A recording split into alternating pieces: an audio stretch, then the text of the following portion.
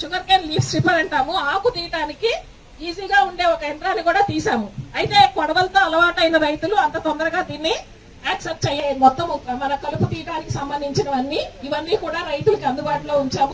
5 ఏళ్ల క్రితం మనం యువతకి ట్రైనింగ్స్ ఇస్తున్నాం, అలాగే మహిళలకి ఫార్మర్స్ కి అలాగే ఇస్తున్నప్పుడు ఏదో మిస్సింగ్ లింక్ అనేది ఏదో వస్తుంది. ట్రైనింగ్స్ అయితే ఇస్తున్నాం కానీ ట్రైనింగ్ తర్వాత ముందుకు వెళ్తలేదు. లేవటానికి పరిశోధన చేసినప్పుడు ఈ కృషి విజ్ఞాన కేంద్రాన్ని మరింతగా రైతులకి అందించి చేదోడు వాదోడుగా ఉంటూ వెనకబడిపోతున్నటువంటి వ్యవసాయ రంగానికి మనం పండించే పంట మీద మనం బతకాలి, లేకపోతే ముందుకెళ్ళాం ఆకలితో.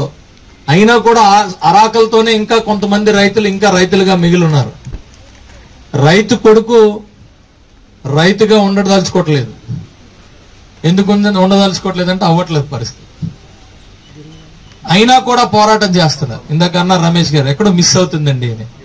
అబ్సల్యూట్లీ మిస్ అయిపోయింది. మీకు తెలుసో లేదో చాలా మంచి స్కీమ్స్ అలా పాడైపోయినాయి ఉన్నాయి. సెంట్రల్ గవర్నమెంట్ స్కీమ్స్ మామూలుగా కాదు, చాలా మందికి తెలియదు. సెంట్రల్ గవర్నమెంట్ స్కీమ్స్ ఏంటో కూడా తెలియదు. వాటి అవశేషాలు మన యొక్క పంటలో ఉండిపోతాయి. భూములు ఉంటాయి, దానిలో భూమి చాలా నష్టమే ఉండదు. కానీ భూమిలో ఉన్న వానపాములు అలాంటి జీవరాశులు నష్టమే.